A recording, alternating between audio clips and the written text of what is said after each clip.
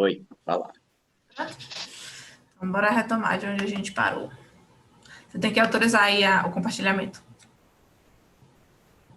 Michel? Foi, vai lá, tenta aí. Deu Então, certo. foi daqui que foi? Foi daqui que a gente parou. Bem, então esse aqui foi o fluxo, de forma resumida, proposto para o Tribunal de Justiça com fundamento nessa resolução 213 do CNJ. Embora o tribunal não tenha ainda ratificado, né, homologado, enfim, criado internamente essa resolução proposta, nada impede que o defensor público faça essa proposta durante a audiência de custódia, já que ela tem fundamento na própria resolução do CNJ, não tem nenhuma grande criação, novidade. A resolução ela só faz colocar de forma organizada aquilo que está proposto, aquilo que está já colocado na resolução, né? Só faz dizer qual vai ser o passo a passo, mas sem criar nenhuma novidade. E aí, se a gente não conseguir a liberação da pessoa naquele momento da audiência de custódia, após a confecção do laudo, a gente vai ter um novo substrato aí para pedir essa liberação novamente. E aí, existe essa possibilidade, né? Lembrando lá esse aqui.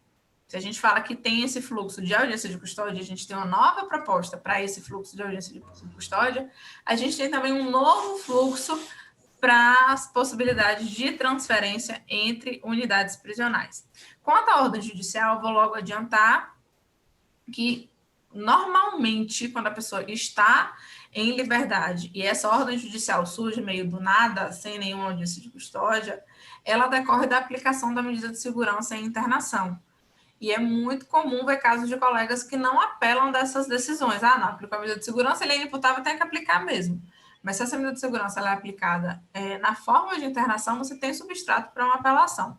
E às vezes transita em julgado, a pessoa pega do nada, às vezes anos e anos depois do crime, a pessoa em tratamento, acompanhada, já num contexto completamente diferente, e taca a pessoa no HCTP. Teve um caso que a gente fez do interior, ele tinha sido acusado de tentar matar a então esposa.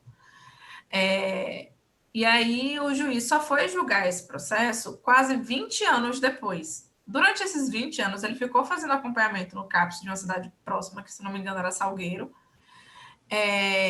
Ele tinha 7 filhos com essa mulher, estava muitíssimo bem obrigada, com um total de 0 problemas, e aí chega do nada, 20 anos depois, a ordem judicial para esse homem ficar internado por no mínimo 3 anos no HCTP. Então, é preciso ter muito cuidado com essas sentenças. De vez em quando vem de comarcas que nem tem defensor público, e isso acaba acontecendo mesmo, mas só para chamar atenção aí para essas sentenças que podem causar danos bem graves. Então, voltando aqui para um novo fluxo de transferência entre unidades prisionais. Porque o que acontece hoje? A pessoa está lá presa na unidade prisional. E aí, ninguém verificou, ninguém suscitou o incidente de sanidade mental no curso do processo, mas aquela pessoa começa a entrar em crise. Os gestores têm o total de 0 paciência com essas pessoas. Às vezes, é justamente o que eu estava falando um pouquinho aqui com a Natália antes de todo mundo entrar. É algo que decorre do uso abusivo de álcool e outras drogas. A gente sabe que nas unidades prisionais a droga ela é de acesso muito facilitado, e aí, às vezes acontece alguma coisa, a pessoa não tem mais acesso, entra em crise de abstinência, enfim, é o preso que dá trabalho. E aí, simplesmente, o jurídico faz um pedido nos processos, os médicos das próprias unidades tendem a fazer pedidos de transferência, né, laudos para transferência dessas pessoas para o HCTP, e a pessoa vai para o HCTP. Esse é o público que mais vai e volta. A maioria deles não tem nenhum transtorno, há realmente alguma crise de abstinência por outras drogas. No momento ali do cometimento do crime, não tinha nenhuma imputabilidade ou sem imputabilidade, mas devido ao uso abusivo e às vezes abrupto fim desse consumo gera alguma abstinência e esse preço é o preço do trabalho que o gestor não quer dentro da unidade. E quando foi montado esse fluxo, inclusive, existe um dispositivo que ainda não estava implementado em Pernambuco, mas que hoje está e que é um dispositivo muito importante de vocês saberem e vocês acionarem se for necessário. Ele chama-se Serviço de Acompanhamento de Medidas Terapêuticas Aplicáveis à Pessoa com Transtorno Mental em Conflito com a Lei. Esse serviço é uma política que está dentro da política de atenção à saúde prisional, mas ela é uma equipe chamada EAP, assim, a sigla disso tudo é EAP, e essa equipe ela é responsável por fazer a articulação e o acompanhamento das pessoas que estão privadas de liberdade e que têm transtorno mental. Então, em que essa equipe pode ajudar? Bem, a pessoa está lá na unidade prisional, está lá em Limoeiro, e daí o gestor, enfim, a família chega dizendo que essa pessoa ela tem um transtorno mental. Tanto a gente, quanto o Ministério Público, o Judiciário, ou a própria equipe de saúde da unidade, pode provocar a EAP, que ela é composta por uma psiquiatra, um assistente social, uma enfermeira, uma advogada e uma psicóloga. Então, essa equipe vai se deslocar até aquela unidade prisional, vai fazer o atendimento àquele preso, vai entender qual é o contexto de saúde, o contexto prisional e o contexto familiar daquela pessoa, fazer o contato, eventualmente, com a rede de atenção à saúde daquele município e verificar, não, realmente essa pessoa tem um transtorno, ou essa pessoa não tem transtorno, é uma questão de abstinência de droga, enfim, e vai produzir um relatório biopsicossocial. E aí esse relatório ele vai nos subsidiar para realmente perceber se é o caso da instauração do incidente de sanidade mental ou não. E sendo o caso da instauração do incidente, esse relatório já vai trazer algum elemento para nos dizer se aquela pessoa tem condições, em sendo portadora de algum transtorno, de fazer o acompanhamento a nível ambulatorial. Então, a gente já pede o incidente e já pede a liberdade da pessoa no mesmo momento. Então, depois até disponibilizo para você anotar aqui tudo que eu estou devendo. É um processo meu antigo. Jota, seu áudio está aberto. Helena, coisa boa falar contigo de novo. Ah, você está falando comigo? Esse processo é um processo tá antigo meu. E eu meio que esqueci dele, cara, eu não lembrava mais dele. Aí, teve uma época que eu recebi um e-mail para apresentar os cálculos. Aí eu fui, elaborei os cálculos e estava lá em Natal. Ah, valeu, Michel. Sim, então, vou anotar para vocês, vou anotar aqui para eu passar para vocês o e-mail dessa equipe. Porque caso vocês recebam algum caso, alguma família, não é incomum, né? As meninas que já estão aí, Mari, que já está um tempinho no núcleo, sabem que é comum, às vezes, a família chegar questionando que a pessoa tem transtorno, que a pessoa é doida, que a pessoa está tomando remédio, o que faz? E aí, antes da gente simplesmente pedir uma transferência ou um incidente de insanidade sem muito fundamento, a gente aciona essa equipe que vai lá acompanhar essa pessoa e produzir esse relatório, que é bem interessante para a gente. E a gente precisa lembrar que uma coisa é o paciente, é o preso que está na Barreto, que está na PAI, que está no curado, que se ele for internado no HCTP, ele vai rodar 40 quilômetros e vai estar ali em outro lugar.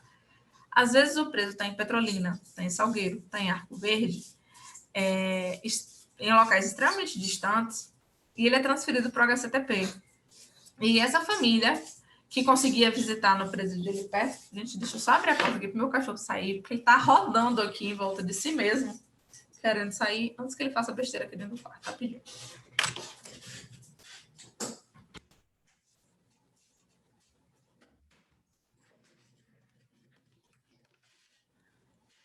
Me perdoe a interrupção. Eu não queria que o biscoito fizesse cocô aqui no meio do quarto. Então, essa pessoa, se ela sai do interior e vem para o HCTP, esses vínculos familiares que são extremamente importantes para a continuidade do tratamento dessa pessoa acabam sendo rompidos. Não é incomum a gente encontrar famílias que passam 4 ou 5 anos sem visitar o paciente, ou vai visitar uma vez por ano, porque é muito caro um transporte para sair do interior, para ir até a ilha de Itamaracá, porque não é Recife. Às vezes levam o dia inteiro de viagem para conseguir chegar lá no HCTP. Então, a gente precisa evitar esse deslocamento. Então, se a pessoa está na unidade prisional, aí é que esse fluxo ele foi montado no outro momento, ele foi montado, inclusive, pela direção da HCTP, e a gente vai colocar um ator aqui nessa setinha, que é a EAP. Não é impossível a gente pensar na unidade prisional, já urgenciar o preso num hospital de referência, se realmente for algum caso grave, enfim. Às vezes, na situação de emergência, não dá tempo de esperar a EAP, mas isso não precisa de uma decisão judicial, assim como qualquer outra interferência hospitalar, o gestor ele pode levar a pessoa até a unidade de saúde, pode também levar para o hospital psiquiátrico de referência. Mas, preferencialmente, a EAP aqui vai entrar nessa setazinha azul para fazer uma prévia avaliação desse paciente. Em sendo o caso de recomendação de instauração do incidente de sanidade mental, ele vai ser elaborado. E aí, dentro desse fluxo aqui que a gente montou, a gente fala em ML porque a nossa proposta, e dentro da Câmara de Articulação enquanto GT, é que o IML ele passe a assumir esses laudos, o que ainda não é uma realidade, tem sido uma tratativa bem desgastante, demorada, mas o projeto é para que isso venha a vingar. Dentro do plano de cargos e carreiras do IML, né, dentro da listagem de cargos, existia o cargo específico de psiquiatria, que foi extinto há uns 20, 30 anos atrás. Então, tem hoje psiquiatras no quadro do IML, mas que entraram concursados como médico geral, né? Ele tem especialidade, mas ele foi contratado enquanto médico sem fazer esse recorte da especialidade. Tem um só, inclusive, hoje. E aí, esse profissional, inclusive, ele é meio desperdiçado, porque ele está no quadro, mas ele faz perícias que não são afetas à psiquiatria, enquanto ele poderia estar fazendo esse recorte. Então, se esse laudo ele constata, se não for o caso do IML, o juiz pode indicar 2 profissionais da área daquela cidade para realizarem esse laudo, enfim, existe uma série de possibilidades. Mas, realizado o laudo, se constatado que essa pessoa é imputável, ela retorna para a unidade prisional. Se constatado que ela é inimputável, e aí aqui tem um errinho bem grave nesse fluxo, que não foi elaborado por mim, que em sendo inimputável e havendo a necessidade de internação, não é o HCTP, como a gente está falando desde o começo, o local apropriado para atenção integral da pessoa com transtorno mental que demande uma internação. Seria o hospital psiquiátrico, hospital de referência daquele local. E sem necessidade de internação, a gente faz a solicitação judicial para que essa pessoa seja acompanhada pela rede de atenção à saúde. E aqui eu vou mostrar para vocês um pouquinho do que é o panorama atual do HCTP, para vocês conseguirem entender um pouquinho, especialmente para a gente conseguir desmistificar essa questão da periculosidade, da medida de segurança, enfim. Quando a gente começou lá atrás o trabalho no HCTP, dos 509 internos, mais de 200 pessoas cumpriam medida de segurança.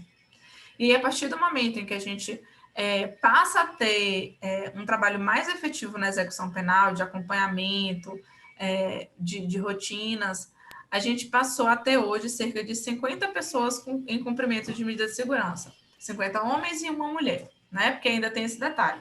O HCTP daqui é uma unidade mista, com homens e mulheres. Se a gente consultar o Infopem, a gente vai ver que não existe no Brasil nenhum manicômio judiciário feminino, eles são ou mistos ou exclusivamente para homens. E hoje tem 15 mulheres no HCTP aqui, só tem um dadozinho errado aqui, que na verdade não são 3 com alvará, são 2, e provisórias não são 11, são 12.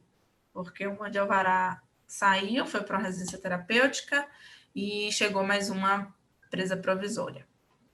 É uma situação extremamente complicada, essas mulheres vivenciam uma situação de vulnerabilidade extrema, é uma unidade feita para homens, com uma quantidade muito maior de homens, e elas ficam extremamente expostas. Então, a gente precisa ter muito cuidado nos processos em que a gente encontrar mulheres com possível destinação para o HCTP. Então, hoje, são cerca de 230 pessoas presas, sendo 111 homens provisórios e 11 mulheres. imputáveis, nenhuma mulher tem diagnóstico, né? Não diagnóstico, né? Constatação de imputabilidade, tem 5 homens nessa condição, que estão aguardando transferências, às vezes vêm do interior e aí tem um gasto de dinheiro público muito grande nesse deslocamento, talvez pagar o médico, o psiquiatra do IML saísse mais barato que essa quantidade de transferências, porque veja, essas pessoas, elas são do interior, elas vêm para fazer o laudo, é gasto de gasolina, de carro, de diária dos agentes, vem fazer o laudo, constata que é imputável, volta para o interior. Em medida de segurança, são 50 homens e apenas uma mulher, e tem aquele quantitativo de pessoas com alvará de soltura, ordem de desinternação, que são pessoas que não têm apoio familiar. Esse número ele é bem volante, né? A gente tem conseguido vagas em residências terapêuticas, mas os alvarás dessas pessoas que não têm apoio familiar não param de chegar. Então, esse número já passou de 80 pessoas em algum momento, reduziu, mas hoje são 52, né? Porque só são 2 mulheres, não são 3. 52 pessoas com alvará de soltura e sem apoio familiar. Então, só para a gente colocar aqui em percentuais, o das mulheres deu algum erro, não sei o que foi, mas eu digo aqui a vocês. 52% dos homens que estão no HCTP são presos provisórios, e só um detalhe aqui, voltando, dessas 12 mulheres provisórias, 10 delas têm laudo dizendo que elas não precisam estar internadas, e os juízes não soltam. Então, veja, na verdade, a gente teria no HCTP, tirando essas presas provisórias, 2 mulheres que não fizeram laudo ainda, uma com medida de segurança e mais 2 com alvará de soltura. Era para não ter nenhuma, se os juízes atentassem à recomendação médica, mas infelizmente a realidade não é essa. Então, são 52% de homens provisórios, 23% em medida de segurança, 23% com alvará e 2% imputáveis. Quanto às mulheres, 73% provisórias, até um pouquinho mais, né? Por conta daquela correção do número que eu não fiz. 20% com alvará e 7% em medida de segurança e nenhuma imputável. E aqui tem um levantamento dos laudos e avaliações que foram feitas em 2019. Foi um total de 349 laudos, sendo que foram avaliadas 300, e vou passar aqui só para eu pescar o número, 306 pessoas, que alguns laudos foram da mesma pessoa repetidos. Desses laudos, 105 constataram a imputabilidade da pessoa, 103 constataram a inimputabilidade, 36 a semi-imputabilidade. E aí, esses dos semi-imputáveis para cima são laudos de pessoas provisórias.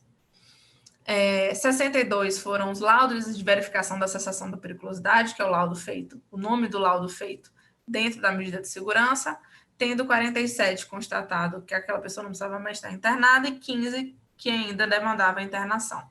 19 laudos foram complementos, às vezes o juiz manda algum quesito e ainda complementa depois com alguma dúvida ou alguma parte que não tinha ainda juntado os quesitos, manda depois, e aí há essa complementação. E as avaliações, que são aquelas situações em que as pessoas, há indicação de internação, e aí a gente pede uma nova avaliação. São justamente, veja, para internação tem esses 23.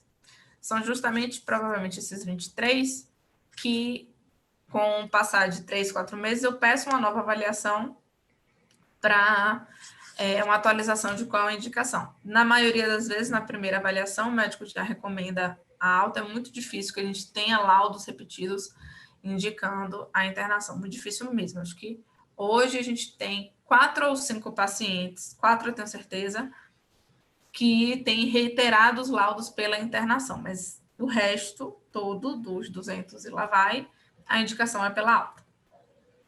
Então, analisando esses números, dessas 306 pessoas, 244 eram presos provisórios, 43% desses laudos dos presos provisórios constatou a imputabilidade, ou seja, a pessoa não tinha transtorno mental, 31% constatou a semi-imputabilidade, 31%, né? Isso falei certo? Falei.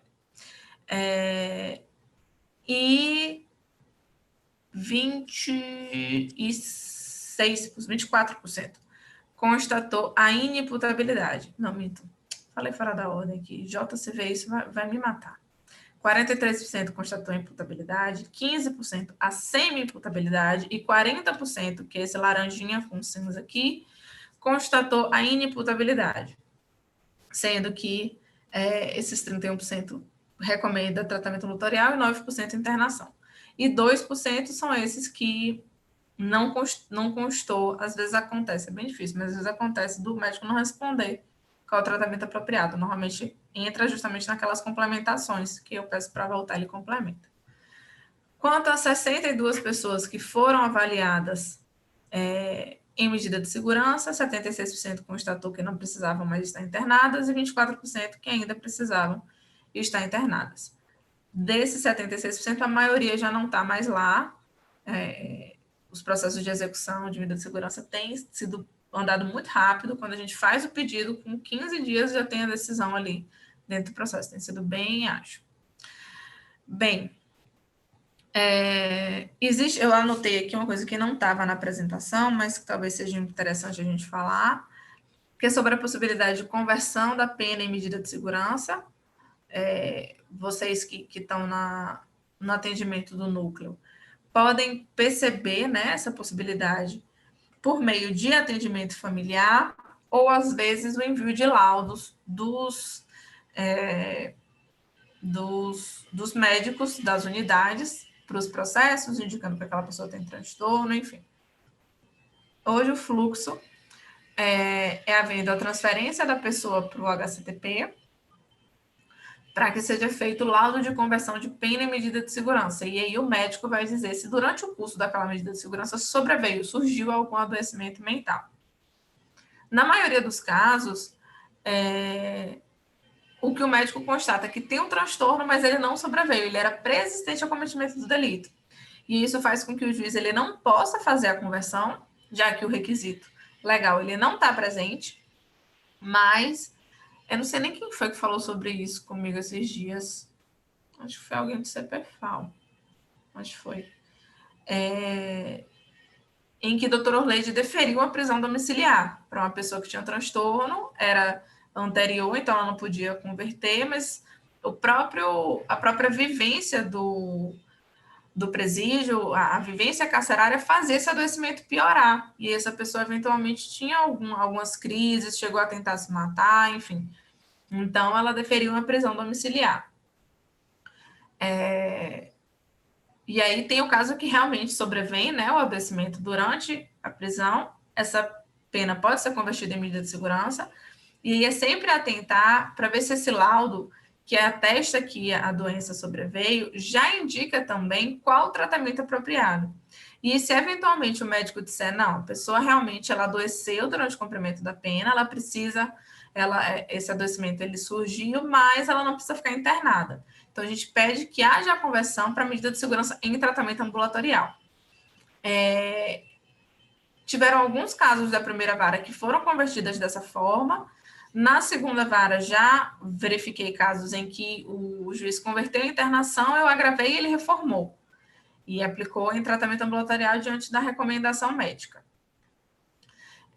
Mas o que a gente precisa trazer como novo fluxo? Se essa família chega com um laudo ou fazendo essa queixa, a gente aciona a EAP para que essa pessoa seja previamente avaliada, e aí esse laudo ele vai trazer uma série de elementos, sempre visando o melhor tratamento, o melhor acompanhamento dessa pessoa, e eventualmente pedir a confecção desse laudo.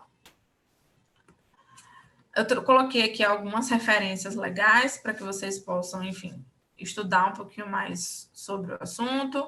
Constituição da Declaração de Caracas, a Convenção Interamericana para a Eliminação de Todas as Formas de Discriminação contra as Pessoas Portadoras de Deficiência, a Lei 10.216, que a gente falou um monte aqui dela, ela é pequenininha, e a leitura dela ela é bem densa, se vocês depois pararem para ler, vocês vão aprender um bocado. A Lei Brasileira de Inclusão, que é o Estatuto da Pessoa com Deficiência, a Resolução 113 do CNJ, 35 de 2011, aquelas resoluções do CNPCP que eu falei, era 4 de 2010. A súmula 527 do STJ, não posso esquecer. O STJ e o STF têm entendimentos contrários quanto ao tempo máximo de duração da medida de segurança. E a gente precisa dar ré, eu esqueci de falar disso. O Código Penal, ele diz que a medida de segurança, ela vai durar no mínimo de 1 a 3 anos. E aí é um outro resquício, um outro elemento punitivista que contém a medida de segurança. Como é que você fixa previamente a duração mínima de uma medida de segurança se você não sabe o que clinicamente aquela pessoa vai precisar? Como é que você me diz que essa medida de segurança vai durar no mínimo 1 ano se às vezes a pena máxima do crime dura 6 meses? Não é raro a gente encontrar pessoas que são presas com transtorno mental por contravenções penais, enfim. Então, aqui a gente tem conseguido uma relativização desse tempo mínimo. O doutor Orleide, ora, ela oscila, ora ela entende que sim, ora que não, e desinterna o paciente antes desse tempo mínimo fixado em sentença. A gente traz a reflexão de que, estando em tratamento ambulatorial, a medida de segurança não acabou. Então, se o tempo mínimo é de 3 anos, ela passou 1 ano internada, a gente pede a desinternação antes, ela ainda vai estar em medida de segurança, só mudou a modalidade. E, às vezes, ela se convence e vai. Mas o STF, ele entende que o tempo máximo de duração da medida de segurança, que não está colocado em legislação nenhuma, é de 30 anos, independente do crime. Então, veja, a pessoa comete uma ameaça e pode passar presa 30 anos, é uma completa bizarrice. E aí, a súmula 527 do STJ diz que o tempo máximo da medida de segurança vai ser a pena máxima daquele delito. Aqui em Pernambuco, a gente tem aplicado essa súmula de forma muito tranquila. Nunca nem enfrentei nenhum agravo, nem nenhuma negativa de aplicação dela. Isso é ótimo, tem alguns estados que não aplicam isso. E a outra coisa que não está aqui na apresentação, mas é importante falar, que é sobre a desinternação provisória. O que é isso? A lei prevê que a pessoa que está em medida de segurança de internação, quando ela for desinternada, ou seja, quando ela for convertida à internação em tratamento ambulatorial, esse tratamento ambulatorial, ele é como se fosse um livramento condicional. E aí ele tem uma duração de 1 ano, independente do crime, para qualquer pessoa. E aí a lei diz o seguinte: se houver indicativo de persistência da periculosidade, sabe Deus que diacho é isso, como é que se mede isso, a pessoa pode voltar a ser internada. E aí essa resolução número 5 de 2004 do CNPCP, ela diz justamente que a reagudização de sintomas, ou seja, a pessoa entrar em crise durante este ano, não faz com que a medida de segurança tenha que ser restabelecida, tá? Justamente numa forma de contestar esse conceito de periculosidade, de perigo íncito à pessoa que tem transtorno mental. Se a pessoa ela entra em crise, ela tem algum momento de desestabilização no tratamento, ela tem que ser continuada tratada na rede, ela é urgenciada no hospital, o hospital vai dar conta daquele ilícito. Mas o entendimento é que, havendo o cometimento de um novo crime e nova prisão dentro de 1 ano, aí essa medida é reestabelecida. Eu peguei um processo esses dias que ele foi preso 1 ano e 20 dias depois de ultrapassado esse 1 ano. O STJ tem um precedente que diz que, passado 1 ano, mesmo que esse novo delito tenha acontecido nesse período, não tendo havido declaração de restabelecimento da internação, a medida deve ser extinta. E aí eu fiz esse pedido, ainda não foi semana passada. Mas, doutora Orleide, depois de 1 ano, ela tem extinguido os processos inteiros. O Ministério Público, vocês podem encontrar algum processo assim, tem pedido, antes da extinção da medida de segurança após 1 ano de desinternação, que seja apresentado no processo um relatório psicossocial de como essa pessoa está e tal, mas, enfim, está criando um novo requisito que não está colocado na lei. Ultrapassado 1 ano, não chegou no processo nenhuma notícia, né, de que aquela pessoa foi presa, a medida de segurança tem que ser extinta, e aqui tem sido bem tranquilo. O doutor Orleide está extinguindo esse processo velho tudinho. E como sugestão de distração para hoje à noite, eu não me lembro se tem Netflix, mas procurem esse filme, Nise, o Coração da Loucura. Nise da Silveira era uma psiquiatra baiana, se eu não me engano, mas ela firmou a carreira no Rio de Janeiro, que é a mãe da terapia ocupacional no Brasil. Ela desafiou o tratamento que era dado às pessoas com base em choque terapia, enfim, de forma extremamente cruel. E esse filme é super interessante, é super rico, assistam. Acabou-se? Estou aqui à disposição. Deixa eu parar aqui primeiro a apresentação. Não sei se esqueci de falar alguma coisa. Abram seus microfones, conversem comigo, tirem dúvidas. Bora conversar. Pamela, eu disponibilizo. Eu mando junto com os modelinhos de peça o slide. Eu prometo. Eu vou anotar, porque senão eu vou esquecer.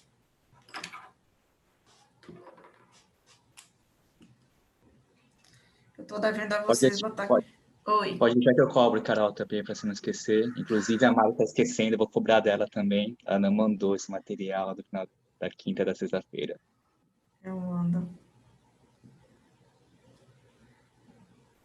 Estou anotando aqui a lista da RAPS, porque eu já tenho uma pastinha mais ou menos pronta, mas não tem a lista da RAPS, o e-mail da EAP e esse slide. Eu mando para vocês.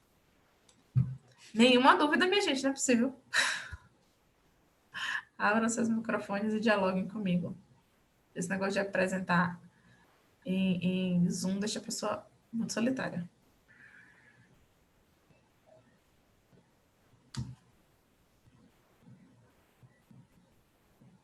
Nada, Michel, o povo não conversar. Doutora, eu acredito que não tive nenhuma dúvida, mas foi bem completa a apresentação, porque eu trabalhava na área civil, no núcleo da fazenda, aí eu não tinha visto muito ainda essa área de penal, mas deu para ter um panorama. Que bom, Luiz. Meu WhatsApp fica à disposição, se eventualmente surgirem dúvidas. Às vezes a dúvida surge na hora do atendimento, né? Agora a gente não consegue imaginar, chega na hora, surge um bocado de dúvida. Fiquem à vontade. Era para eu ter colocado no finalzinho da apresentação o meu telefone. Esqueci, mas Michel tem, vocês pegam se precisar. Tá, ele mandou aqui mensagem, obrigada. E aí, Michel? Carol, não sei, também acho que você já respondeu, né, a pergunta da Natália logo no começo do retorno sobre utilização de droga, né, uso problemático de droga. Você até falou, né, que tinha algumas coisas semi-imputáveis, né, que apareciam nos laudos. Eu acho que estava em dúvida se você tinha respondido, eu ia deixar para você falar, mas já foi respondido. Se ninguém mais tiver dúvidas, não sei, a gente pode depois, se aparecerem muitas dúvidas depois, a gente pode fazer até uma complementação para tirar as dúvidas, já que o pessoal está com... Podem mandar perguntas no privado aqui também, pessoal, quem quiser, no bate-papo. Ou... Não tenho vergonha. Cara, o pessoal não costuma fazer perguntas. Ou foi muito bom, ou foi muito ruim. O pessoal não tem feito muitas perguntas, não, nas últimas matérias também. Mas daí, qualquer dúvida também, o pessoal perguntar, a gente faz pergunta diretamente para você, ou se houver necessidade, a gente faz uma outra aula, e aí talvez com outro enfoque, não sei, depende do que for que se apresentar é necessário para o NextSep. Beleza? A Amanda mandou uma mensagem aqui, saudades enormes de todas as estagiárias. E Igor também. Então é isso, gente. Obrigada por ouvir, né? Pela paciência. Fiquem à vontade. Quando precisarem, vou mandar para Michel agorinha logo o material, porque senão vocês esquecem de tudo que eu falei. E aí não... Né? Vou mandar logo. Inclusive, Michel, tô saindo de férias mês que vem, viu? Eu também. Somos dois, então. Pronto, vocês vão fazer meus processos, viu, gente? Beleza. Pessoal, então, é isso aí. Amanhã a gente vai dar continuação. Aí amanhã também está aberto para quem mais estiver interessado. Fora do pessoal que está entrando, a gente vai ter sobre indulto e comutação. Se os defensores, os estagiários que já estão no que também tiverem interesse. Só um OBS aqui, Michel, já que você falou de indulto e comutação. Medida de segurança não tem comutação, mas o indulto, em todos os decretos tem o indulto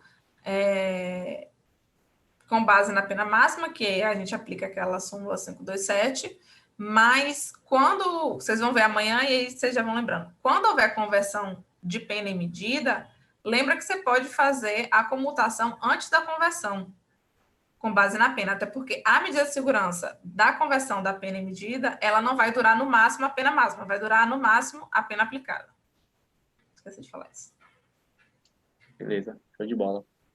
Tá bom, então, pessoal, quem tiver mais qualquer dúvida aí também pode mandar pra gente, pode falar direto com a Carol também, qualquer coisa, a gente dá outros encaminhamentos. Então, até isso, até amanhã, pessoal. Tchau, tchau. Tchau, tchau.